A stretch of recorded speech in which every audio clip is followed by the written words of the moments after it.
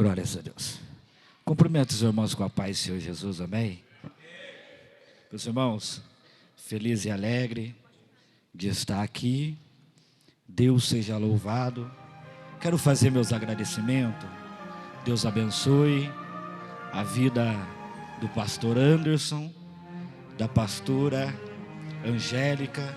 Deus abençoe a todos que cooperam com esse congresso internacional unificado de missões AD Resplandecer. Eu quero deixar para a meditação dos irmãos Apocalipse, capítulo de número 1, versículo de número 10. Vou ler só 2 versículos.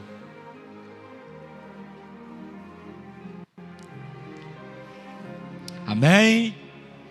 Apocalipse, capítulo de número 1, versículo de número 10, diz assim: E eu fui arrebatado em espírito no dia do Senhor, e ouvi à destra de mim uma grande voz, como de trombeta, que dizia: O que vê, escreve no livro e envia às 7 igrejas que estão na Ásia: Éfeso, Esmina e a Pérgamos, Tiatira, Sardes e a Filadélfia e a Laodiceia.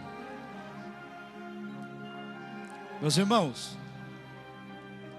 segundo a história, aproximadamente no período 81 depois de Cristo, vai se iniciar o domínio de Domiciano.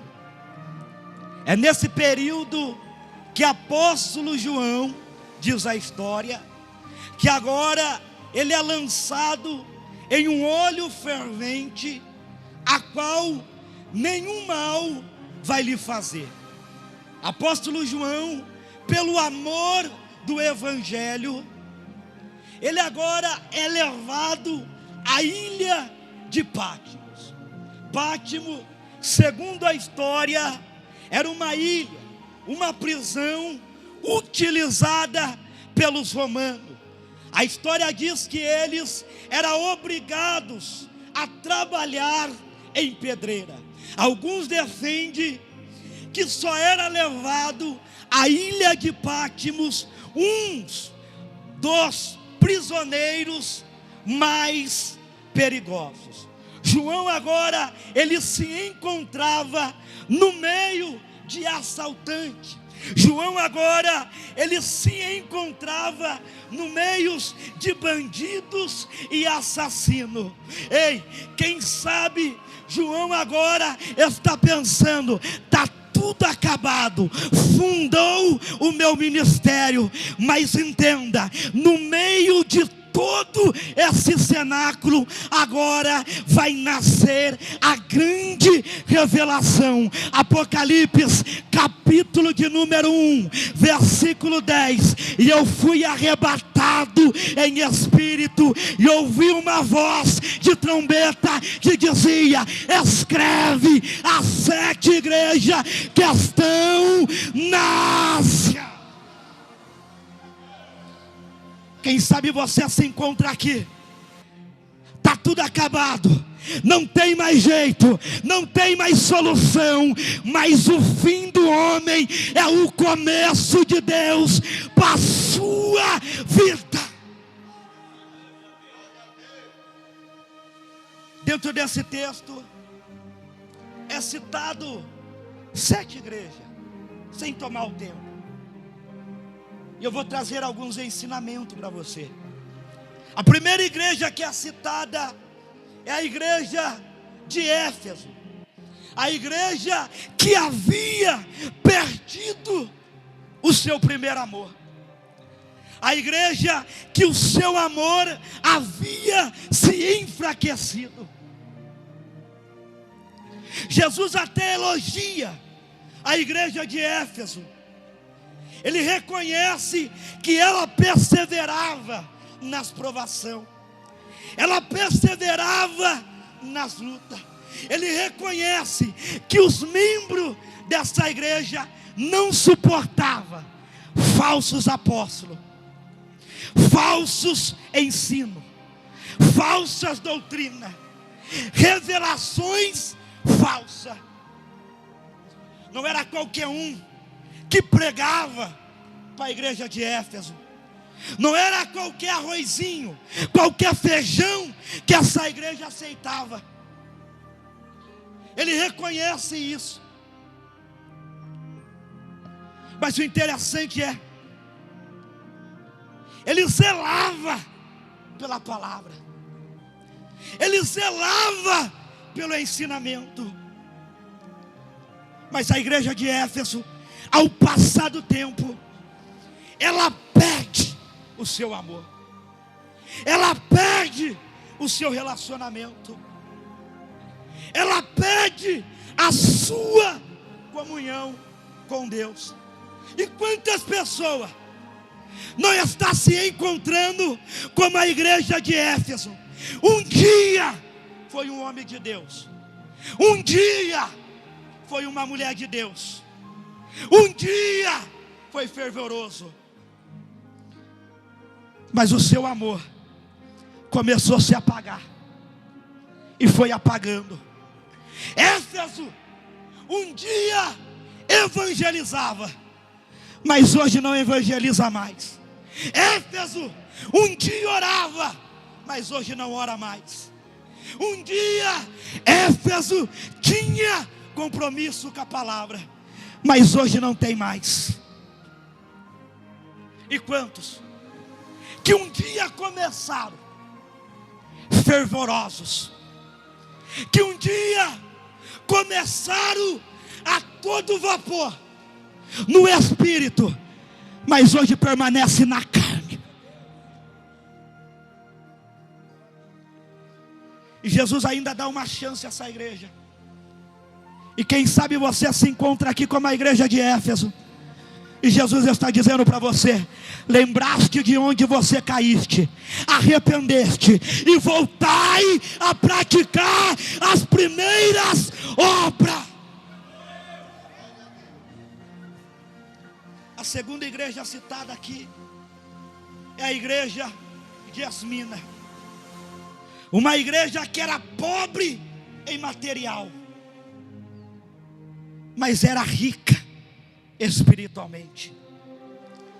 Uma igreja que suportava as blasfêmias dos judeus.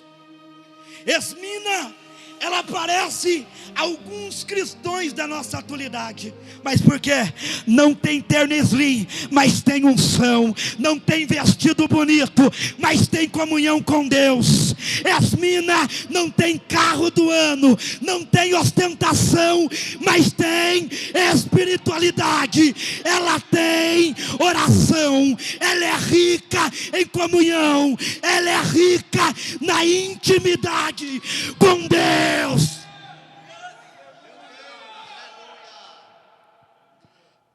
E quantas pessoas são ricas financeiramente, mas pobre espiritualmente? Ei, dinheiro não leva para o céu, dinheiro não compra a salvação, mas Esmina, ela tinha intimidade, ela tinha comunhão. E por ela ser rica espiritualmente, Jesus alerta ela dizendo: algum de vocês sofrerão a perseguição, serão jogados na jaula, enfrentarão a morte. Mas Jesus vem e consola ela dizendo: ser fiel até a morte, porque eu darei a coroa, a coroa, a coroa da vida.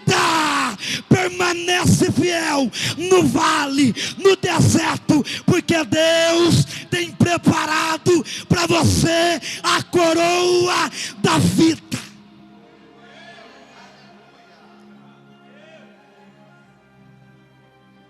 A terceira igreja citada aqui, Pérgamos. A igreja conhecida como a doutrina estranha. Mas por quê? Ela começa agora a tolerar, a deixar entrar a doutrina de Balaão e de Nicolaítas. Lembra do profeta Balaão, do Antigo Testamento? A doutrina de Balaão, as idolatrias, as prostituição, a sedução, a imoralidade, que levou o povo de Deus a se perverter. E esses ensinamentos não é diferente dos dias que nós estamos vivendo hoje.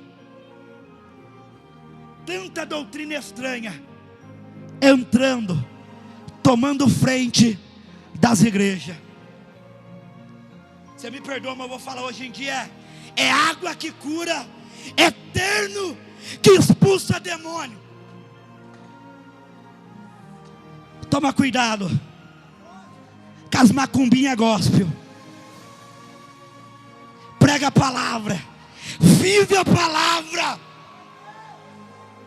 E Jesus vem e alerta ela dizendo: ó, se você não colocar no prumo, eu mesmo vou descer aí e vou cuidar desse problema. Ensina a palavra, pregue a palavra, doutrina a palavra. A quarta igreja, Tiatira, a igreja que o fogo desta igreja estava se apagando. Mas por quê? Porque agora ela começa a tolerar a doutrina de Jezabel, uma profetisa que estava se prostituindo com os membros da igreja, e ela não era cortada. E quantas pessoas não se encontram como essa profetisa? Prega na fornicação, prega no adultério, sobe no altar desconcertado. E Tiatira estava permitindo as coisas erradas entrar no meio dela. A quinta igreja, a igreja de Sardes, a igreja que perdeu a sua força, a igreja que estava vivendo de aparência, a igreja conhecida dos mortos-vivos. Por fora estava vivo, mas por dentro ela se encontrava morto. E quantas pessoas não se encontram assim? Como Naamã, por fora está com a armadura, mas por dentro precisa arrancar a lepra, está leproso. Pessoas que você olha e diz: é isso, mas na verdade não é. Pessoas que por dentro são sepulcros caídos.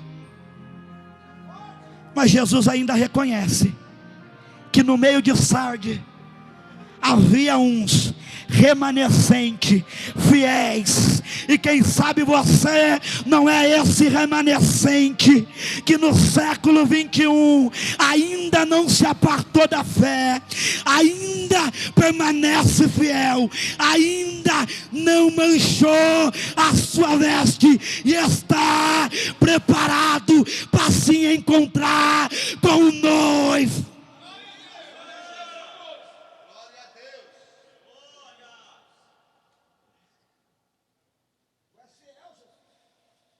A sexta igreja, a igreja de Filadélfia, a igreja conhecida cheia do Espírito Santo, a igreja perfeita. Filadélfia era diferente. Filadélfia, ela está espalhada de 10 em 10 em cada ministério, ou quem sabe em 20, mas não junta. Filadélfia era pequena, mas forte. Ela perseverava na doutrina.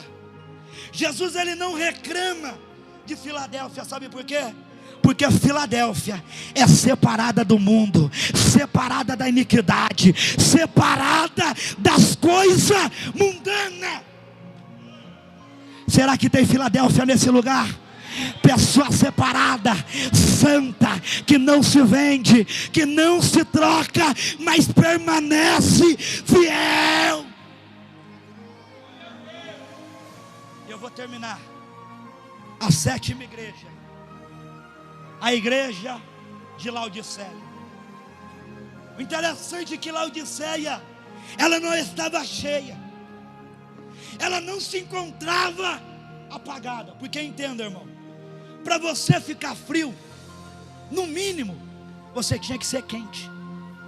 Mas ela não estava nem quente e nem fria. Ela se encontrava morna. Jesus foi ter essa igreja, e ele não consegue entrar nela, sabe por quê?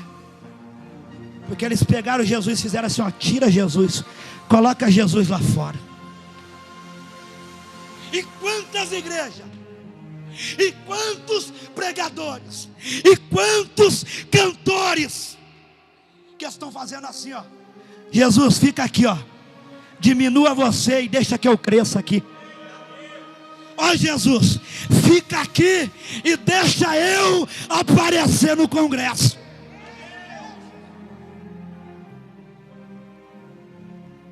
E quando eu e você tiramos Jesus do centro, ele se afasta.